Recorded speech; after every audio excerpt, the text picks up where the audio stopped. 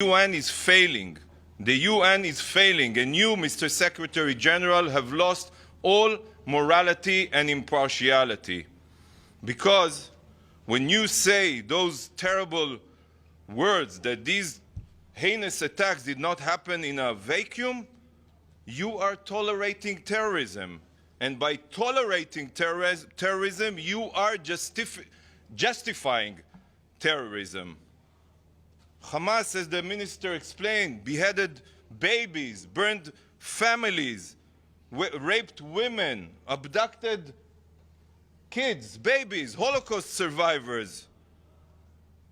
And the SG is blaming the victim? You are blaming Israel? This is a pure blood libel. This is a pure blood libel, and I think that the Secretary General must resign. Because from now on, every day that he is here in this building, unless he apologizes immediately, today we called him to apologize, there's no justification to the existence of this building. This building was established to prevent atrocities. How can the Secretary General, with his words, justify in any way the terrible atrocities that happened to our civilians, innocent civilians? Thank you very much. Thank you, Foreign Minister. Thank you, Ambassador. Now I call on Rachel Pollin to talk. Rachel's son is held captive by Hamas.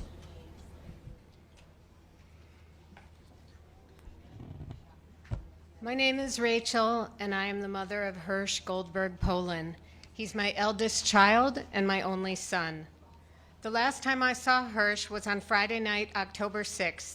We are Americans and Israeli, and we live in Jerusalem with Hirsch and our 2 daughters. We had gone as a family to synagogue and then to dinner at our friend's house. And at 11 p.m., Hirsch took his backpack he had brought with him, kissed me and kissed John, and headed out to meet one of his childhood friends whose name was Honor. And they were going to go to an all-night nature music festival in the south of Israel, ironically called the Festival of Unity and Love. The next morning, I was having a cup of tea when the bomb sirens started to blare in Jerusalem. John had already left for synagogue.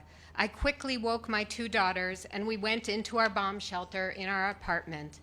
After 10 minutes, we came out, and although normally I don't use my phone on the Jewish Sabbath, because it was an emergency, I turned on my phone to make sure that Hirsch and Honor were okay.